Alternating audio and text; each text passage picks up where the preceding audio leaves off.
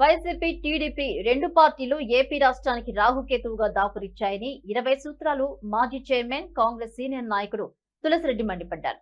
జగన్ 5 ఏళ్ల పాలనలో రాష్ట్రాన్ని అప్పులు, అవినీతి, అరాచకంగా ఆంధ్రప్రదేశ్ ని మార్చారని ఆయన మండిపడ్డారు. చంద్రబాబు పాలనలో ఆయన మార్పు వస్తుంది అనుకుంటే అంతకన్నా ఎక్కువ ఉందని ఆయన విమర్శలు గుప్పించారు. సుపరిపాలన కాంగ్రెస్ తోనే సాధ్యమని, ఇందిరమ్మ రాజ్యం, ఇంటింట సౌభాగ్యం రావాలంటే కాంగ్రెస్ పార్టీకి పట్టం కట్టాలని ఆయన సూచించారు. తిరుపతిలో ఆయన మీడియాతో మాట్లాడారు. చంద్రబాబు నాయుడు అరచేతిలో కైలాసం చూపిస్తున్నారు.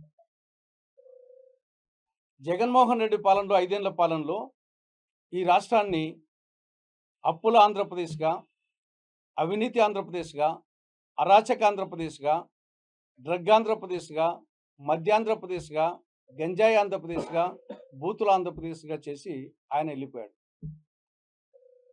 కొన్ని చంద్రబాబు నాయుడు వచ్చిన తర్వాత బెటర్గా ఉంటుంది అనుకుంటే అంతకంటే గనుడు ఆచంట మల్లన్న అన్నట్టు తయారైంది.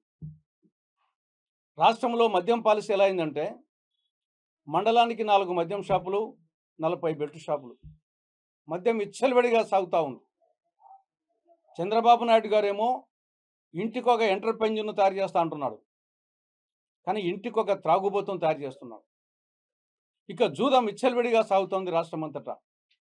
3 జోకర్లు, 6 కళావరులుగా సాగుతూ ఉంది. ఈవెన్ హై స్కూళ్ళల్లో గంజాయి, డ్రగ్స్ ఎంటర్ అయినాయి. ఇక సూపర్ 6 హామీలు, సూపర్ ఫ్లాప్.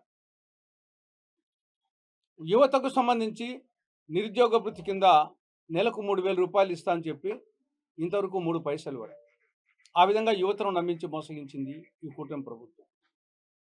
రైతులకు సంబంధించి అన్నదాత సుఖీభవ పథకం కింద ఏటా 20,000 రూపాయలు ప్రతి రైతుకు ఇస్తామని చెప్పి ఇంతవరకు ప్రారంభమే కాలేదు.